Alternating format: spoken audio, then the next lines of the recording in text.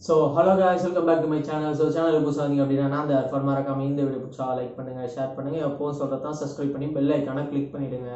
இன்னைக்கு என்ன வீடியோ பாத்தீங்க அப்படினா who is Dan Brazilian அவர்தான். அவரை பத்தின ஒரு ஸ்டோரி தான். யாரா இவரு, எனக்கே ஒரு பார்க்கணும் போல இருக்கு அப்படின்ற மாதிரி ஒரு ஸ்டோரி தாங்க இது. தலைவர் வந்து ஒரு செல்ஃப் மோட்டிவேஷனுக்கான ஒரு கதை தான் நீங்க எடுத்துட்டு வர்றீங்க தலைவரை பத்தி.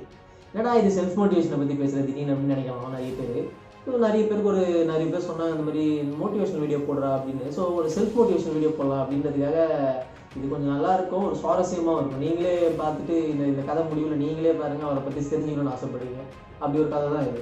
இவரோட ஒரிஜினல் நேம் வந்து பார்த்தீங்கன்னா டேனியல் பிராண்டோ பிரசிலியன். ஆனால் இவரோட செல்ல பேர் வந்து என்னென்னா டான் பிரசிலியன் தான் எல்லாருமே அவர் கூப்பிடுவாங்க. டிசம்பர் 7, 1980 வந்து பால் பிரசிலியனுக்கும் டென்னிஸ் ஸ்டெஃபான் அப்படின்றவங்களுக்கும் ஒரு மகனாக பிறந்திருக்காரு.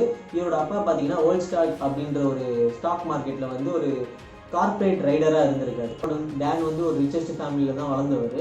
ஸோ இவரோட அப்பா வந்து பார்த்தீங்கன்னா ஒரு கொஞ்ச நாளில் வந்து ஒரு ஸ்டாக் எக்ஸ்சேஞ்ச் ஃப்ராடில் அரெஸ்ட் ஆகிறாரு. ஸோ அதனால வந்து பார்த்தீங்கன்னா 10 வயசுலேருந்து அவருக்கு வந்து கொஞ்சம் தனிமையை ஃபீல் பண்ண ஆரம்பிக்கிறாரு. அதுக்கப்புறம் ஸ்கூலுக்கு போய் சேர்க்குறாங்க. டேன் வந்து ரொம்ப அடமெண்ட்டாக இருக்காரு. அதாவது கொஞ்சம் ரூடாக பிஹேவ் பண்ணுவார். அப்போல்லாம் வந்து ஸ்கூலில் அவர் என்ன பண்ணுவார் அப்படின்னா, அவர் அப்பா பற்றி நிறைய பேர் வந்து அவர்கிட்ட தப்பாக சொல்லும் போது அடிச்சு வச்சு மூஞ்சை கீச்சிடுவாங்க. அவ்வளோ வெறித்தனம் பண்ணுவார். அப்போவே 10 இயர்லேயே அடிச்சு வச்சு மூஞ்சை கீச்சு பல்லுகள்லாம் பெருத்து விட்ருவாருன்னா பார்த்துக்கலாம்.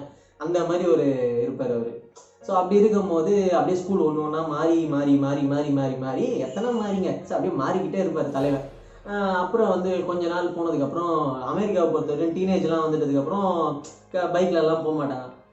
வீட்டில் இருக்கிறவங்க என்ன பண்ணுவாங்கன்னா ஒரு குறிப்பிட்ட ஏஜுக்கு அப்புறம் கையில் காரை வாங்கி கொடுத்து போப்பா அப்படின்றாங்க. அதே மாதிரி தான் தலைவனுக்கும் காரை வாங்கி கொடுத்துட்டு போயிருக்காங்க. தலைவன் சும்மா போனானா இல்லை தலைவனுக்கு வந்து மிகப்பெரிய ஒரு ஆர்வம் இருந்தது. எதுலன்னா கன்னில்.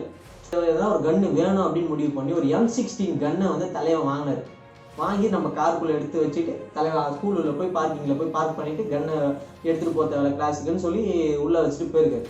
அங்கே இருந்த ஸ்டாஃப்ஸ்லாம் பார்த்துட்டு கன்று வச்சுருக்கான்னு சொல்லிட்டு இவனை காலேஜ் விட்டு டிஸ்மிஸ் பண்ணி வெளியே வச்சுட்டார். ஸோ ஸ்கூலை விட்டு வெளியே வந்துட்டார். ஸோ ஸ்கூலை விட்டு வெளியதுக்கப்புறம் வேறு எதுவும் படிக்கணும்னு அவருக்கு தோணலை. தலைவருக்கு திடீர்னு கன்று மேலே தான் இன்ட்ரெஸ்ட் இருக்குது. அப்போ யோசிக்கிறார், நம்மளுக்கு வந்து படிப்பு செட் ஆகாது, அதனால கன்று பக்கமே போகலாம் அப்படின்னு சொல்கிறதுக்காக கன்று மேலே இந்த ஒரு தீராத ஆசையினால என்ன பண்ணியிருக்காருன்னா நேவியோட ஒரு ட்ரையல் ஆர்மியில் போய் சேர்ந்துருக்காரு. ஒரு ட்ரைனிங் ப்ரோக்ராமில் போய் அவர் வந்து ஜாயின் பண்ணியிருக்காரு. ஸோ அதை ட்ரைனிங் ப்ரோக்ராம் வந்து தலைக்கு சும்மாவே சொல்ல கன்னை பற்றி கன்னுனாலே பூந்து விளையாடும், அவ்வளோ பிடிக்கும். அங்கே வேற ஏகப்பட்ட கன்னுங்கள்லாம் கொடுத்ததுனால தலைவனுக்கு வந்து இன்னும் கொஞ்சம் சுவாரஸ்யம் அதிகமாகி தலைவனுக்கு நல்லா பெஸ்ட்டான ஆளாக வந்திருக்காரு. அந்த பேட்ச்லேயே செம ஒருத்தராக வந்திருக்காரு. ஸோ அப்படி வந்தப்போ வந்து ஒருத்தன் வளர ஆரம்பித்தான்னா அவனை தட்டி அது கீழே இறக்கிறது தானே நம்மளோட சுற்றி இருக்கிறவனுக்கு கூட இருக்கிறவனுக்கு கூட இது குணாதிசயம்.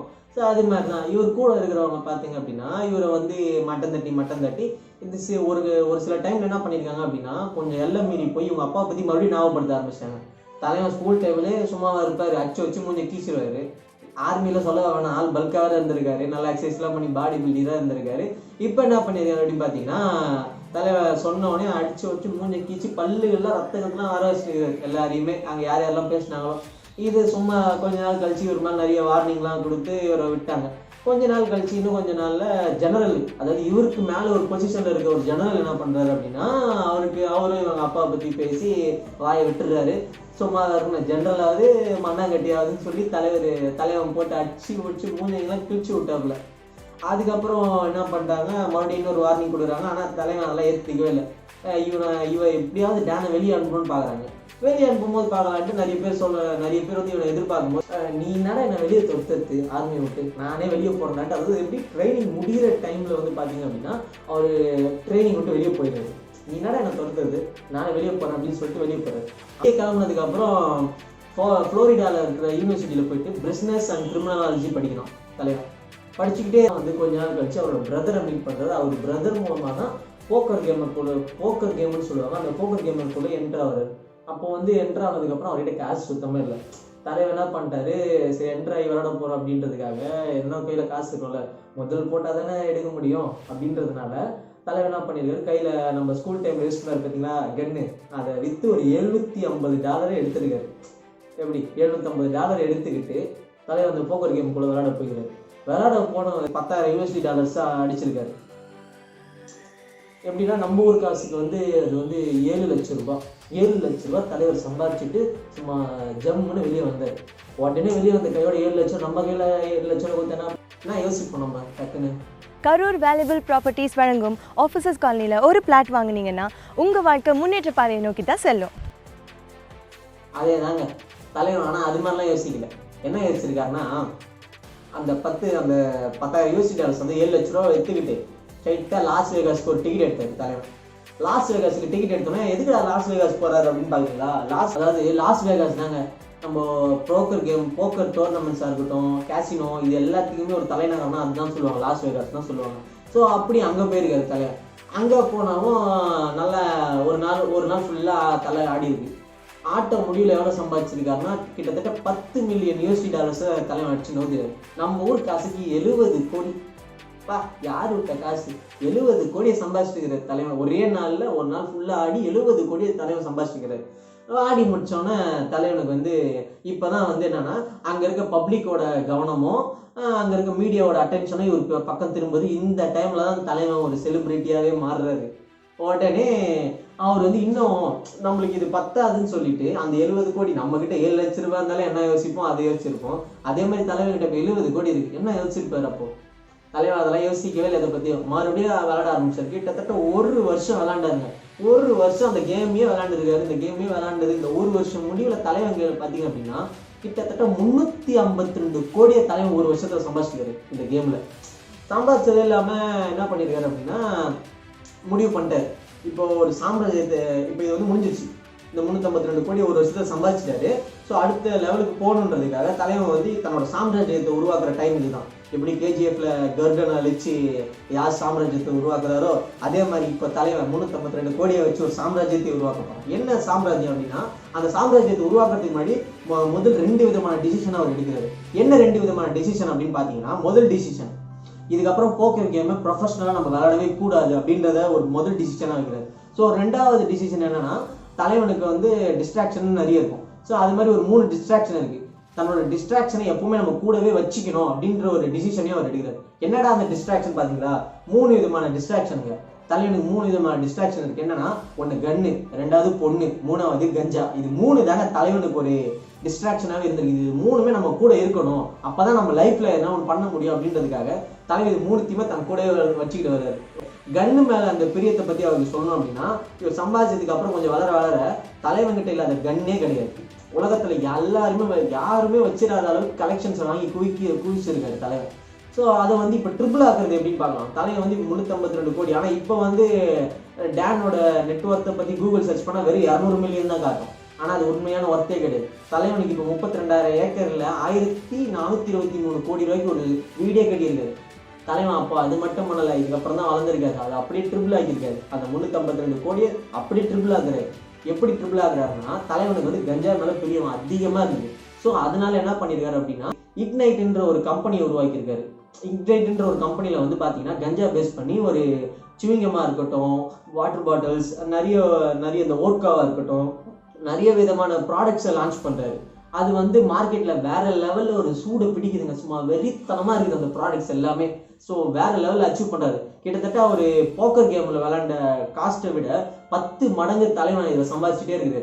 இப்படி சம்பாதிக்கும் போது அவர்கிட்ட பிரஸ்காரங்க வந்து ஒரு கொஸ்டின் கேட்குறாங்க, சக்ஸஸ்க்கு என்ன காரணம் அப்படின்ட்டு அந்த பிரஸ்காரங்க கேட்குறாங்க. தலைவன் அதுக்கு ஒரு நச்சுன்னு சும்மா ஒரு நறுக்குன்னு ஒரு பதில் சொல்றாரு. என்னன்னா, நீங்க எதெல்லாம் டைவர்ஷன் நினைக்கிறீங்களோ அது எல்லாமே உங்களோட கூடவே இருந்தது அப்படின்னா அது உங்களுக்கு டைவர்ஷனாவே தெரியாது. உங்க லைஃப்ல நீங்க தான் ஜெயிக்கணும்னா அந்த டைவர்ஷன் எல்லாத்தையும் உங்க கூடவே வச்சுக்கணும் அப்படின்றாரு. ஸோ இது எதுக்காகனா, இதுதான் அவரே ஏற்றுக்கிட்ட ஒரு தேரி. டேனோட சிம்பிள் தேரியே இதுதாங்க. இன்னமும் அவர் லைஃப்ல இதை வச்சு தான் அவர் வாழ்ந்துக்கிட்டு வர்றாரு. இன்னமும் நிறைய அச்சீவ்மெண்ட்ஸ் அவர் பண்ணிக்கிட்டு தான் இருக்காரு. அவர் வந்து நீங்க நினைக்கலாம், என்னடா இவன் கஞ்சா வித்து இவர் பணக்காராயிட்டான் அப்படின்னு நினைக்கலாம். ஆனால் அது வித்ததுனால மட்டும் அவர் பணக்காரர். அந்த போக்கர் கேம்ல வந்து ஒரு தந்திரத்தை யூஸ் பண்றாரு. என்னன்னா, போக்கர் கேம் விளையாடுறது வந்து சும்மா சாதாரண விஷயம் இல்லை. போய் ஜெயிச்சவன் மட்டும் கிடையாது, ஏகப்பட்டவன் தோத்தவனும் இருக்கணும் அதில். ஆனால் டேன் வந்து அது ஒரு குறிப்பிட்ட ஒரு இது எப்படி சொல்லுவாங்க, அதை நம்ம பிக் பாஸ்ல சொல்ற மாதிரி ஸ்ட்ராட்டஜி. ஸோ ஒரு ஸ்ட்ராட்டஜி மாதிரி எடுத்துகிட்டு போகிறார் தலைவர். அதில் ஒரு ஸ்ட்ராட்டஜியை கண்டுபிடிக்கிறாரு. எப்போ அந்த 7 லட்ச ரூபா வின் பண்ணார்ல, அந்த 7 லட்ச ரூபா வின் பண்ணும்போது ஒரு ஸ்ட்ராட்டஜியை தலைவர் கற்றுக்கிட்டாரு. ஸோ அந்த ஸ்ட்ராட்டஜியை வச்சு தான் கிட்டத்தட்ட இந்த அளவுக்கு வளர்ந்துருக்காரு. அப்படி அந்த ஸ்ட்ராட்டஜி என்ன அப்படின்னா, தலைவன் வந்து நினைச்சிட்டாரு என்னால் எப்படிப்பட்ட கேமாக இருந்தாலும் நான் இதுக்கப்புறம் நான் இந்த கேமில் போக்கரில் நான் வின் பண்ணுவேன்ற ஒரு நம்பிக்கை தனக்குள்ள ஒரு செல்ஃப் மோட்டிவேஷன் தனக்குள்ளேயே அவர் கொடுத்துக்கிட்டாரு. அப்படி கொடுத்தப்ப தான் தலைவன் அடுத்தடுத்து 352 கோடியை சம்பாதிச்சாரு. ஸோ அதே மாதிரி தான் நமக்குள்ள ஒரு செல்ஃப் மோட்டிவேஷனை கொடுக்க நம்ம இம்ப்ரூவ் ஆகிக்கிட்டே இருப்போம். நம்ம எதெல்லாம் டைவர்ஷன் நினைக்கிறோமோ அது எல்லாமே நம்ம டைவர்ஷனை எடுத்துக்கவே கூடாது. நம்ம கூடவே வச்சுக்கணும். நம்மளோட டைவர்ஷன் என்ன, மொபைலா இல்லை வீடியோ கேமா, எது வேணா இருக்கணும். அது நம்ம கூடவே இருக்கிற வரைக்கும் நம்மளுக்கு டைவர்ஷனே தெரியாது. நம்ம இப்போ ஒரு பப்ஜி கேமே எடுத்துக்கோங்களேன், அது ஒரு டைவர்ஷன் தான். மற்றவங்களை பெற்றவங்களை பொறுத்தவரையும் அது என்னன்னா ஒரு டைவர்ஷன். பையன் கெட்டு போறாங்க விளாண்டு அப்படின்னா. ஆனால் அது நம்ம மொபைல் ஃபோனில் இருக்கும்போது தான் ஃப்ரெண்ட்ஸ் கூட இருந்தாங்கன்னா அது பப்ஜி விளாட தோணாது. தான் ஃப்ரெண்ட்ஸ் கூட ஜாலியாக ஊர் சுற்றணும் தான் தோணும். ஸோ அது டைவர்ஷனாக இருக்காது. அது நம்ம ஃபோனில் ஒரு இதுவாக தான் இருக்கும், ஒரு ஆப்பாக தான் இருக்குமே தவிர்த்து அது டைவர்ஷனாக தெரியாது. அதே மாதிரி தான் இன்னொரு இந்த தலைவர்கிட்ட ஒரு செம்மையான ஒரு இன்ட்ரெஸ்டிங்கான விஷயம்லாம் என்ன இருக்கு, ஃபன்னான விஷயம் கூட சொல்லலாம். நான் இப்போ உங்ககிட்ட வந்து உங்களோட ஹாபி என்ன அப்படின்னு கேட்டால் நீங்கள் என்ன சொல்லுவீங்க? சொல்லுங்க பார்க்கலாம். என்ன ஹாபின்னு சொன்னீங்கன்னா, என்கிட்ட கேட்டால் வந்து நான் வந்து போர் அடிச்சுன்னா மொபைல் சாங்ஸ் கேட்பேன், உட்காந்து யூடியூப்ல ஒரு வீடியோஸ் பார்த்துட்டு இருப்பேன் அப்படின்னு தான் நான் சொல்லுவேன். இப்போ உங்ககிட்ட வந்து கேட்டால் நீங்கள் என்ன சொல்லுவீங்க? முடிஞ்சு போனால் கிரிக்கெட் விளையாடுவேன் அப்படின்லாம் சொல்லுவீங்க. கிரிக்கெட்டு இல்லை வேறு எதுவும் சேர்ந்து ஜாலியாக ஊர் சுற்றுறது, கேம் விளையாடுறது அப்படி பண்ணுவேன்னு சொல்லுவீங்க. ஆனால் தலைவனோட பொழுதுபோக்கு என்ன தெரியுமா? செம்ம இன்ட்ரெஸ்டிங்கான ஒரு விஷயம். இப்போ வந்து கொஞ்சம் ஃபன்னாக ஒரு கேளுங்க. அதாவது நம்ம ஊர்ல வந்து கரடி காரி துப்பணம் பண்ணேன்னு சொல்லுவாங்க, 23ஆம் புலிகேசியை. தலைவன் வந்து கரடிக்கு சாப்பாடுலாம் ஊட்டி விடுவார். அதுதான் அவரோட பொழுதுபோக்கு. அதே மாதிரி ஒரு நதிக்கரையில முதலைகள் அதிகமா இருக்குன்னா தலைவன் அதுக்கு நடுவில் பூந்து சீறி பாய்வார். அதுக்கு முதலைகள் 2 சைடும் இருக்குது அப்படின்னா நடுவில் பூந்து அதை கிராஸ் பண்ணணும். அதான் தலைவனோட ஹாபியே. அதே மாதிரி நம்ம வாழ்நாளில் நம்மளாம் ரிஸ்க்குன்னு நினைக்கிற ஒவ்வொரு விஷயத்தையும் தலைவன் ரஸ்க் மாதிரி தூக்கி சாப்பிட்டு போவாப்புல. இன்னொரு ஹாபி, ஹைலைட் ஹாபின்னா தெரியுமா? இவர் பணக்காரன் ஆகிட்டாலே நிறைய கலெக்ஷன்ஸ் வச்சுக்கணும். இப்போ காராக இருக்கட்டும், ட்ரெஸ்ஸிங்காக இருக்கட்டும், வாட்சஸாக இருக்கட்டும், நிறைய கலெக்ஷன் வைக்கணும். அதே மாதிரி தலைவர்கிட்ட நிறைய கலெக்ஷன்ஸ் இருந்திருக்கு. கார், அவரை பற்றி அந்த கார் கலெக்ஷன்லாம் சொல்லணும்னா இந்த ஒரு வீடியோ பார்த்தா இன்னொரு வீடியோவே தனியாக போகணும். அந்த மாதிரி கார்ஸ் கலெக்ஷன் வச்சிருக்காரு. ஸோ அதை பற்றி நான் டீட்டெயிலாக இன்னொரு வீடியோவில் சொன்னேன். சும்மா ஒரு தலைவர்கிட்ட இருக்க ஒரு ஹை லெவல் காரோட வேல்யூ எவ்வளோ தெரியுமா? இப்போ ஒரு அதுலேயே வந்து அவர் வச்சிருக்க கார்ஸ் நிறைய இருக்கலாம். ஆனால் அது வந்து காருன்னு சொல்ல முடியாது, ஒரு கனரக வாகனம். அப்படி என்னடா கனரக வாகனம் அப்படின்னு சொன்னால் லாரியா இல்லை, டாரஸ் லாரியா இல்லை, ஜேசிபியா இல்லை, புல்டோசரா இல்லை. தலைவன் வச்சுக்கிறது ஒரு மிலிட்ரி டேங்க். அது நாங்கள் தலைவன் வச்சுக்கிறோம். என்னன்னா மிலிட்ரி டேங்கை வச்சு நிறைய எக்ஸ்பென்சிவான கார், கிட்டத்தட்ட அந்த எப்படி சொல்றது 50 லட்சம் 60 லட்ச ரூபா மதிப்புள்ள காரை தலைவன் நிற்க வச்சு தலைவன் சட்னி ஆக்கி விளையாடுவார். மேலே ஏற்றி விளையாடுவார். எப்படி வடிவேல் படத்துல சொல்லுவாங்களே, செத்து விளையாடுவோமா, அதே மாதிரி தான் தலைவனோட யுக்தியோ இங்க. எப்படின்னா டேங்கர் லாரியை வச்சு ஏற்றி நசுக்கி சட்னி ஆக்கி தலைவன் விளையாடுவாரு. அதுதான் அவரோட ஹாபியே. வேற லெவல்ல இருக்கும். நீங்க இதை பார்த்ததுக்கு அப்புறம் தலைவனோட வீடியோஸை போய் சர்ச் பண்ணி பாருங்க, யூடியூப்ல இன்னும் நிறைய இருக்கும். அதே மாதிரி இன்னொரு விஷயம் என்னன்னா, இன்னைக்கு கூகுள்ல போயிட்டு த கிங் ஆஃப் இன்ஸ்டாகிராம் அப்படின்னு போட்டா தலைவனோட பேர் தான் வந்து நிற்கும். The king of Instagram. தலைவன் இன்னமும் வேற லெவலில் நின்றுட்டு இருக்காரு. ஸோ அது மாதிரி தனக்குள்ளேயே ஒரு மோட்டிவேஷனை கொடுத்ததுனால தான் தலைவன் இந்த இடத்துக்கு வந்திருக்காரு. தான் அப்பா பற்றி பேசினாங்க, தான் அப்பா ஒரு பழி சுமத்துனாங்க அப்படின்னு சொல்லி அந்த பேரே அவர் மாற்றிட்டாரு. இப்போ இந்த அளவுக்கு நிறுத்தியிருக்காருன்னா அவரோட செல்ஃப் மோட்டிவேட் தான் தரும். தனக்குள்ள ஒரு மோட்டிவேஷன் அவர் கொடுத்துக்கிட்டாரு, அதனால அவர் இந்த இடத்துல வந்து நிற்கிறாரு. நீங்கள் உங்களுக்குள்ள மோட்டிவேஷனை கொடுத்துக்கிட்டே இருங்க, அதுதான் உங்களை சக்ஸஸ்ஃபுல்லாக இருக்கும். வேற எதுவுமே சொல்றதுக்கு இல்லை. ஏன்னா நீங்க வந்து நான் ஃபர்ஸ்ட் நம்பணும். நான் இந்த யூடியூப் சேனல் ஆரம்பிக்கும் போது என்ன ஆச்சுன்னா, ஃபர்ஸ்ட் ஆரம்பிக்கும் போது ஒரு 150 சப்ஸ்கிரைபர்ஸ் இருந்தது. நான் ஒரு 6-7 வீடியோ போடும்போது அப்போ வந்து என்னன்னா எனக்கு வந்து யோசிச்சேன், என்னடா இவ்வளோதான் இருக்குது, கம்மியாக இருக்குது, நம்ம போடவே தேவையில்லை, சரி டாப் அவுட் பண்ணிட்டு வேற என்ன வேலையை பார்த்துட்டு போகலாம் நான் இப்போ யோசித்தேன். அதுக்கப்புறம் தான் எனக்குள்ள நான் மறுபடியும் வந்து எனக்குள்ள நானே ஒரு சின்ன மோட்டிவேஷனல் வீடியோஸ்லாம் பார்க்கும்போது எனக்கு நானே தனக்குள்ள நான் மோட்டிவேஷன் கொடுக்க ஆரம்பித்தேன். இப்படி ஒருத்தரை நான் பார்த்ததே இல்லை. ஹேய், இது சாண்டால மிரண்டா. இப்போ இவனை எங்க தர பிடிச்சீங்க? சரப்பிக்கவா பின்ன சாத்துக்குடி உரிக்கவா வந்தோம்? அட அவன் இங்க நான் தானே. தம்பி உட்காருப்பா, இதை கவனி. ஹலோ பார்க்கும்போது எனக்கு நானே தனக்குள்ள நான் மோட்டிவேஷன் கொடுக்க ஆரம்பித்தேன். இல்லை நம்ம பண்ணணும், கண்டிப்பாக இதை நம்ம சாதிக்கணும், எதனா ஒரு விஷயத்தில் அச்சீவ் பண்ணி தான் ஆகணும். மனுஷனா பிறந்த ஒவ்வொருத்தரும் கண்டிப்பாக நீங்கள் எதனா ஒரு விஷயத்தில் அச்சீவ் பண்ணி தான் இருக்கணும், அச்சீவ் பண்ணி தான் ஆகணும், இல்லை நீங்கள் அந்த பொறப்பே வேஸ்ட்டு அப்படின்ற மாதிரி தான் என்னோட தனிப்பட்ட கருத்து இது. தலைவர் வந்து இன்னொரு ப்ரெஸ் மீட்டில் வந்து என்ன அவர்கிட்ட கேட்குறாங்கன்னா, நீங்கள் இப்படி சக்ஸஸ்ஃபுல்லாக இருக்கீங்களே அதுக்கு இன்னொரு எதனா ஒரு எடுத்துக்காட்டு சொல்லுங்க அப்படின்னு கேட்கும்போது தலைவர் சொல்கிறாரு. அப்போ என்னன்னா, நான் வந்து ஒரு விஷயத்த எடுத்தேன் அப்படின்னா அதை மட்டும்தான் நான் ஃபோக்கஸ்டாக இருப்பேன், அதுக்கு நடுவில் வேறு எந்த இடத்துலையுமே என்னோட மைண்ட் டைவர்ஷன் ஆகாது, அதனால தான் நான் இன்னமும் நான் சக்ஸஸ்ஃபுல்லாக இருக்கேன் அப்படின்ட்டு தான். ஆனால் நம்ம அப்படி கிடையாது. நம்ம ஒரு விஷயத்தை நோக்கி போகிறோம் அப்படின்னா இடையில இப்போ நம்ம ஒரு விஷயம்னா எப்படி நம்மளுக்கு ஒரு கார் வாங்கணும் அப்படின்ட்டு அதை நோக்கி நம்ம போவோம். நம்ம அதுக்காக ஹார்ட் ஒர்க் பண்ணிக்கிட்டே இருப்போம். நம்ம இன்னொரு 4 மாசத்துல கார் வாங்கி ஆகணும்ட்டு ஒரு ஹார்ட் ஒர்க் பண்ணிக்கிட்டே இருப்போம். ஆனால் நம்மளுக்கு வந்து அதை வாங்க முடியாது. ஏன்னா நடுவில் வந்து இஎம்ஐ கட்டுற, வீட்டுக்கு இஎம்ஐ கட்டணும், வீட்டில் எதனா ஒரு பொருள் வாங்கணும், தங்கச்சி கல்யாணம் அப்படின்ட்டு மைண்ட் டைவெர்ட் ஆகிடும். ஸோ அப்படி டைவெர்ட் ஆகாமல் தலைவன் இன்னமும் அதே இடத்துல நிற்கிறான். நான் ஒரு இடத்துல நிற்கிறேன்னா அதை நான் முடிச்சதுக்கு அப்புறம் தான் அடுத்த வேலையை நான் ஆரம்பிப்பேன்னு தலைவன் நிற்கிறான். ஸோ அதே மாதிரி தான் நம்மளுக்குள்ள நம்ம ஒரு விஷயத்தை நோக்கி போகிறோமா, ஒரு விஷயத்தை நோக்கி நம்ம எடுத்துட்டோம் அப்படின்னா அந்த விஷயத்தை நோக்கி தான் நம்ம போகணும். நம்மளோட மைண்ட் டைவெர்ட் ஆகிடுச்சு அப்படின்னா நம்மளோட அதுக்கு ரொம்ப கொலாப்ஸ் ஆகிடும். நம்ம அதில் எதுவுமே ஒரு அச்சீவ்மெண்ட்டே பண்ண முடியாது. அதுதான் உண்மையான ஒரு விஷயமே. ஸோ உங்களால் முடிஞ்சது என்னென்னா, உங்களுக்கு கூட நீங்கள் ஒரு மோட்டிவேஷனை கொடுங்க.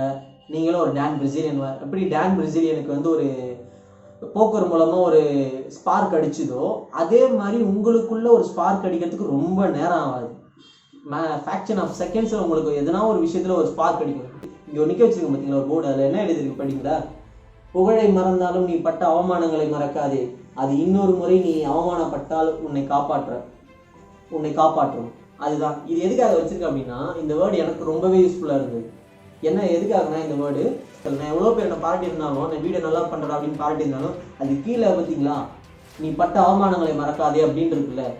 நான் பட்ட அவமானத்தை இன்ன வரையும் நான் மறக்கணும். நான் ஏகப்பட்ட அவமானப்பட்டிருக்கேன். நான் அதெல்லாம் சொன்னால் எனக்கு என்னடா அவமானப்பட்டிருக்க, நீ அவமானம் தான்டா படுற அப்படின்னு சொன்ன விட எனக்கு கவலை இல்லை. ஏன்னா நான் பட்ட அவமானத்தை நான் என்றைக்குமே நான் மறந்தது கிடையாது. அந்த அவமானம் தான் எனக்கு இந்த அளவுக்கு நான் இங்கே ஒரு ஸ்டூடியோ ரெடி பண்ணி நான் இங்கே உட்காந்து பேசுகிற அளவுக்கு என்ன வச்சிருக்கு. உங்களுக்குள்ளேயும் அது மாதிரி எதனா ஒரு விஷயம் இருக்கும். நீங்கள் எதனா ஒரு இடத்துல அசிங்கப்பட்டிருப்பீங்க, அவமானப்பட்டிருப்பீங்க, துக்கப்பட்டிருப்பீங்க, தோன்றிருப்பீங்க.